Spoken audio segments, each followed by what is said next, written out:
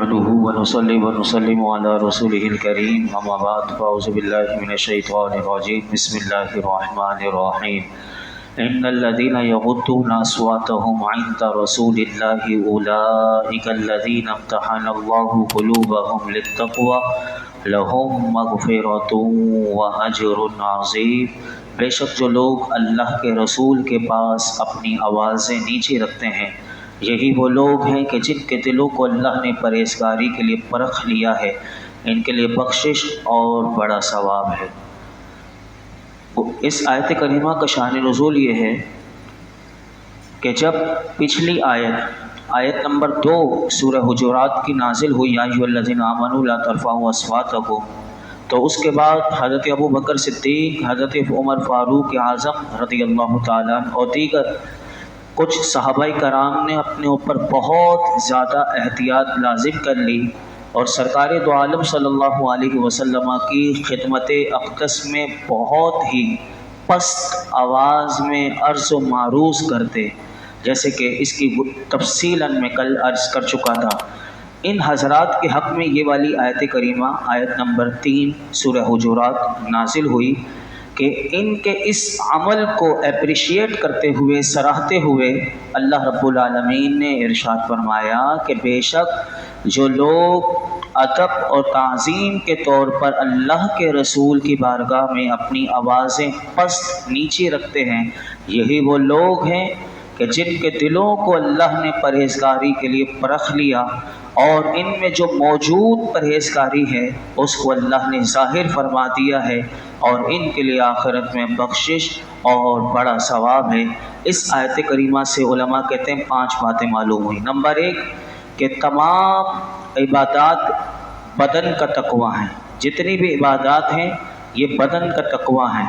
اور حضور علیہ الصلوۃ والسلام کا ادب یہ دل کا تقویٰ ہے۔ دوسری بات کہ اللہ رب العالمین نے صحابہ کرام کے دل تقویٰ کے لیے پرکھ لیے ہیں، تو اب جو انہیں معاذ اللہ فاسق مانے وہ اس آیت کا منکر ہے، وہ کالے زبان والے، وہ ایسے گندے لوگ کہ جو صحابہ کرام پر طعن کرتے ہیں، تبرہ بازی کرتے ہیں، جن کے دلوں کی پاکیزگی کا ذکر اس آیت کریمہ میں دیکھیں۔ اور وہ کون سی ہستی ہیں؟ وہ شیخین کریمین جن کا شان نزول میں علماء نے خاص طور پر کہ حضرت ابو بکر صدیق اور حضرت عمر فاروق اعظم، اور آج کے وہ ایسی گندی زبان والے اپنی مجلسوں میں وہ عشق رسول کی مجلسیں لگائی ہوئی ہیں اور وہ محفل میلاد ہے، لیکن اس میں ان ہستیوں پر وہ بکواس کرتے ہیں، اور اپنے آپ کو وہ جو بکواس کرنے والا ہے وہ بہت زیادہ عقل مند سمجھتا ہے۔ تو اب آپ دیکھیے کہ علماء نے لکھا کہ اب جو انہیں معاذ اللہ فاسق مانے وہ اس آیت کا منکر ہے۔ نمبر 3 صحابہ کرام انتہائی پرہیزگار ہیں اور اللہ سے بہت زیادہ ڈرنے والے تھے، کیونکہ جس نے نبی کریم صلی اللہ علیہ وسلم کو اللہ کا رسول مان لیا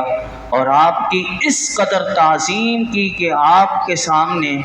اس ڈر سے اپنی آواز کو بلند نہیں کیا کہ کہیں بلند آواز سے بولنے کی وجہ سے اعمال ضائع نہ ہو جائیں، تو اب آپ غور کریں کہ اس کے دل میں پھر اللہ کی تعظیم اور اس کا خوف کتنا زیادہ ہوگا کہ جب اس کے نبی کی تعظیم اتنی زیادہ ہے تو پھر اس رب العالمین کی تعظیم کس قدر ہوگی، تو آپ اندازہ لگائیں۔ چوتھی بات حضرت ابو بکر صدیق اور حضرت عمر فاروق اعظم رضی اللہ عنہما کی بخشش یقینی، کیونکہ اللہ تعالیٰ نے ان کے لیے بخشش کا اعلان فرمایا، لہم مغفرۃ واجر عظیم۔ نمبر 5 ان دونوں ہستیوں کا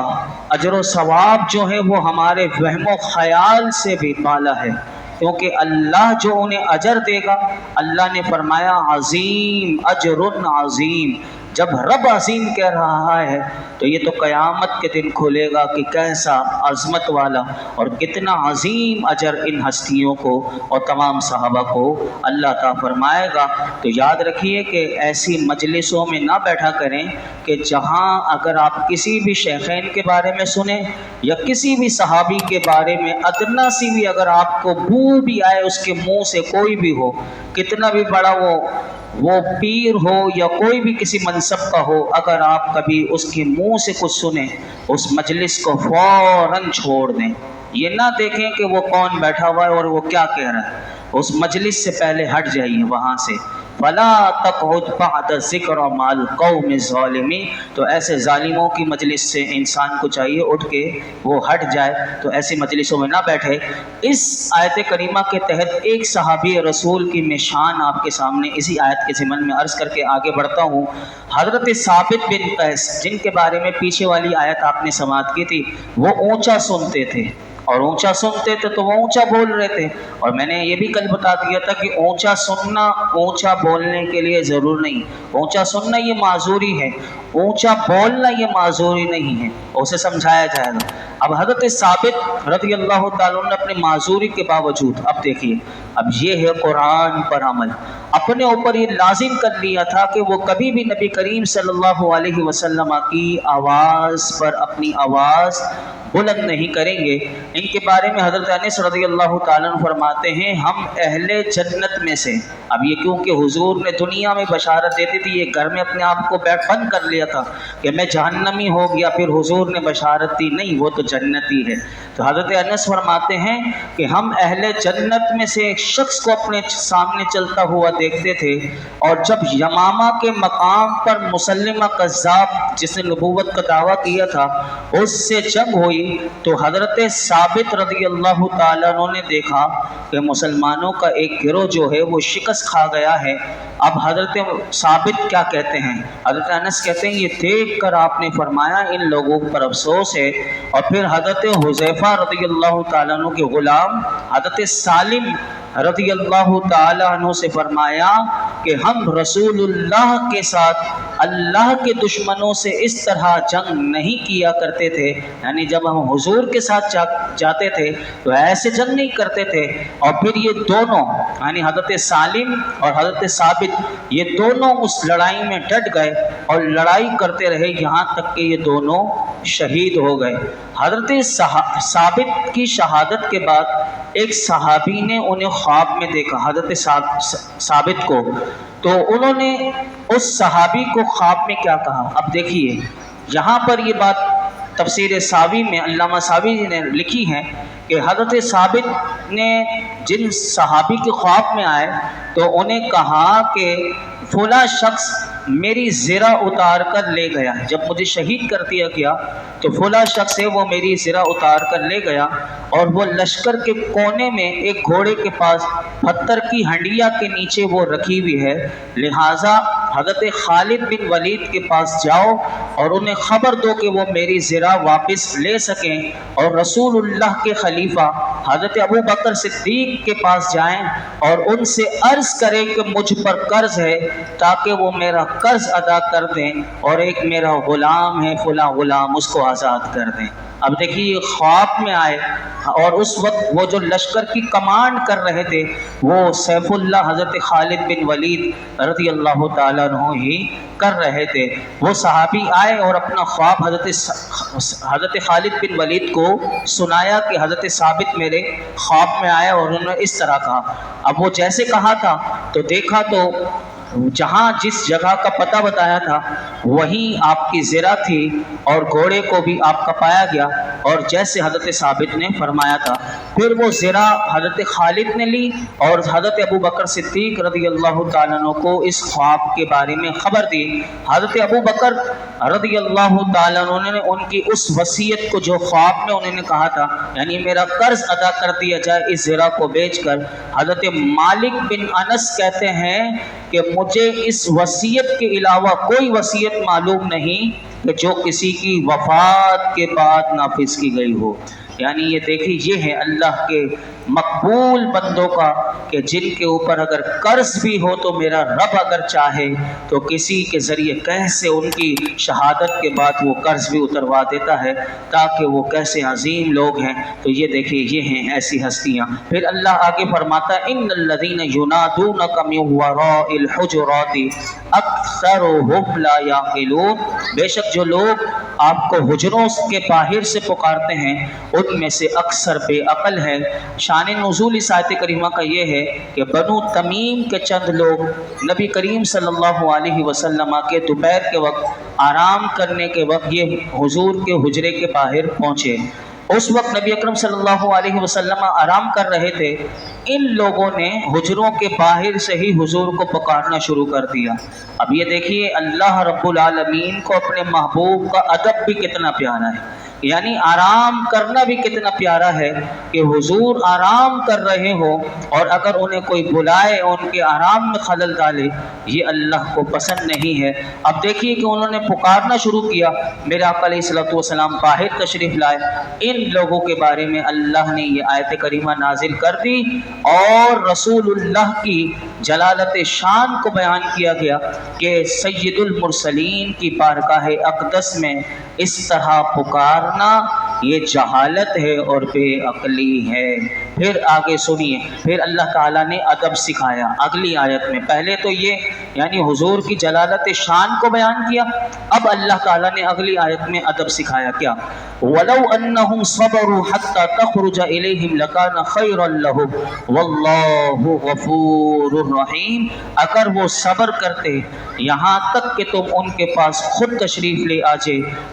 ले आते तो ये उनके लिए बेहतर था और अल्लाह बख्शने वाला मेहरबान है। इस आयत में उन लोगों को अदब की तलकीन की गई कि उन्हें रसूलुल्लाह को पुकारने के बजाय सब्र करना चाहिए था और इंतज़ार करना चाहिए था, यहाँ तक कि नबी पाक सल्लल्लाहु अलैहि वसल्लम खुद ही अपने मुक़द्दस हुजरे से बाहर निकलकर इनके पास तशरीफ़ लाते और इसके बाद ये लोग अपनी अर्ज़ जो है वो हुजूर की बारगाह में पेश करते। अगर वो अपने ऊपर लाजिम इस अदब को अगर बजा लाते तो ये उनके लिए बेहतर था। अब अल्लाह ने फरमाया जिनसे ये बेअदबी हुई है अगर वो तौबा करें और अल्लाह को उन्हें बख्शने वाला और इन पर मेहरबानी फरमाने वाला है। इस आयत करीमा से मालूम हुआ इशारतन कि जब अल्लाह के बारगाह के मुकर्रब बंदों और बाअमल उलमा की बारगाह में भी जब हाजिर हो तो उनके आस्कानी का दरवाज़ा बजाकर जल्दबाजी का मुजाहरा नहीं करना चाहिए, बल्कि इंतज़ार करना चाहिए ताकि वो अपने मामूल के मुताबिक अपने आस्तानों से अपने हुजरों से बाहर हो। और हमारे बुजुर्गान दीन का अगर आप तरीक़ा देखें तो यही रहा। बुलंद पाया आलिम हज़रत अबू उबैद रज़ी अल्लाह ताला अन्हु फरमाया करते थे कि मैंने कभी किसी उस्ताद के दरवाज़े पर दस्तक नहीं दी, बल्कि मैं इंतज़ार करता रहता था जब वो ख़ुद तशरीफ़ लाते तो मैं उनसे इस्तिफ़ादा करता। इसी तरह हज़रत अब्दुल्ला बिन अब्बास जो मेरे आका के चचा के बेटे हैं, अल्लाहु अकबर, वो हज़रत उबई बिन काब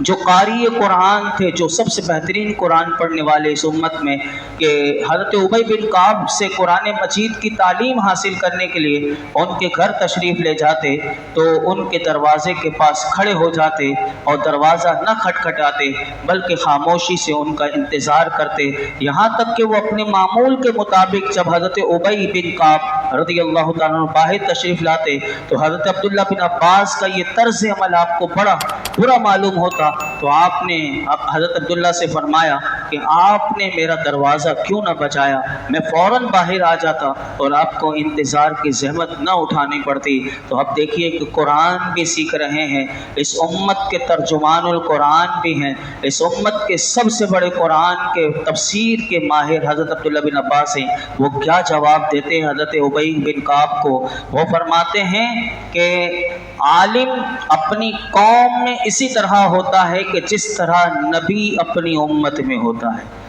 فرمایا کہ عالم اپنی قوم میں اسی طرح ہوتا ہے کہ جس طرح نبی اپنی امت میں ہوتا ہے، یعنی عالم نبی کا وارث ہوتا ہے۔ اور چونکہ اللہ رب العالمین نے اپنے نبی کریم صلی اللہ علیہ وسلم کے بارے میں یہی ہم نے قرآن میں ارشاد فرمایا ہے کہ حضرت ابی کو وہ آیت کریمہ سناتے، وَلَوْ أَنَّهُمْ صَبَرُوا حَتَّى تَخْرُجَ إِلَيْهِمْ لَكَانَ خَيْرًا لَهُمْ۔ اسی لیے میں بھی دروازہ بجانے کے بجائے آپ کے خود ہی تشریف لانے کا انتظار کرتا۔ اللہ اکبر۔ اسی آیت کریمہ پر میں اپنی گفتگو سمیٹتا ہوں۔ اس آیت سے دو باتیں معلوم ہوئی۔ نمبر ایک کہ حضور کے دربار شریف کے آداب اللہ نے بنائے ہیں اور اسی نے سکھائے ہیں، اور یاد رکھیے گا یہ ادب جو اللہ نے قرآن میں حضور کے دربار کے بیان کیے ہیں، یہ صرف انسانوں پر ہی جاری نہیں، یعنی یہ انسانوں پر اپلائی نہیں، بلکہ علماء نے کہا یہ جنات کے لیے بھی اور یہ فرشتوں سب پر یہ حضور کے دربار کے آداب جو ہیں وہ جاری ہیں، اور یہ آداب کسی خاص وقت تک کے لیے نہیں بلکہ قیامت تک کے لیے ہمیشہ کے لیے ہیں۔ اور دوسری بات یاد رکھیے گا کہ اس آیت کریمہ سے یہ ہمیں معلوم ہوا کہ اکابرین کی بارگاہ کا ادب کرنا بندے کو بلند درجات تک لے جاتا ہے اور دنیا اور آخرت کی سعادتوں سے نواز دیتا ہے۔ اللہ رب العالمین ہم سب کو بھی دنیا اور آخرت کی ساری بھلائیاں عطا فرمائے، اور اپنے محبوب علیہ الصلوۃ والسلام کی سچی محبت اور ان کی تعظیم، توقیر، ادب، اور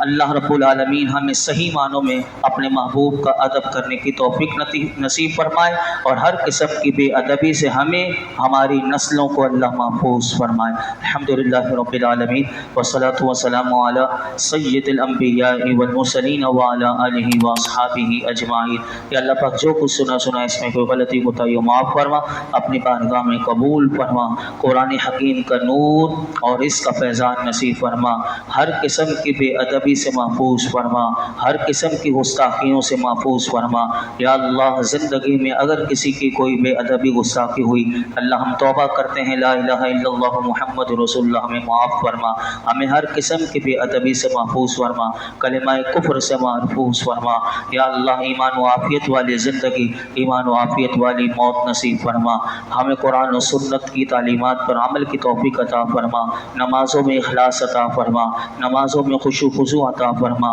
سجدوں کی لذتیں عطا فرما، ایمان کامل نصیب فرما۔ آج تک ہم نے جتنی دعائیں کی ہیں آئندہ کریں گے، پروردگار عالم ہماری تمام دعاؤں کو قبول فرما، خیر کی خیرات نصیب فرما، خیر کی کثرت دے دے، خیر کو تقسیم کرنے والا بنا دے۔ وصلی اللہ تعالی علی خیر خلق محمد وعلی آلہ وصحبہ۔